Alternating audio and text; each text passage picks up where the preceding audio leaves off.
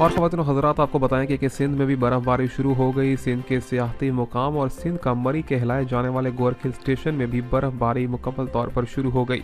आपको बताएं कि सियाहों की बढ़ती हुई तादाद भी वहां का रुख कर रही है और इसी हवाले से बताया गया है कि गुज़िश्ता रात से लेकर अब तक वहां पर बारिश का और बर्फ़बारी का जो सिलसिला है वो देखा जा रहा है। इससे कबल जो बर्फ़बारी है वो गुज़िश्ता 3 रोज़ के दरमियान में ज़्यादा देखी गई। इसी के साथ साथ शामिल करते चले कराची शहर का अहवाल, तो कराची में पड़ने वाली सर्दी की शिद्दत में हो गया बेहद इजाफा। पिछले कई सालों के रिकॉर्ड भी टूट गए और कम से कम दर्जा हरारत दिन के औकात में 10 जबकि रात के औकात में 4 डिग्री तक देखा जा रहा है। इसी के साथ साथ आपको बताएं कि अगले चंद रोज़ के दौरान में कराची शहर में बारिशों से मुतल्लिक पेशन गोई है। 25 जनवरी से 30 जनवरी के दरमियानी रातों में कराची शहर में हल्की बारिश का अलर्ट जारी कर दिया गया है।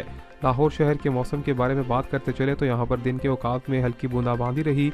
इसी के साथ साथ अगले चंद रोज़ के दौरान में बताया गया है कि पाकिस्तान के मुख्तलिफ अजला में हल्की बारिशें देखी जाएंगी। मज़ीद क्या तफसीलात होंगी फराहम करेंगे नई रिपोर्ट्स में।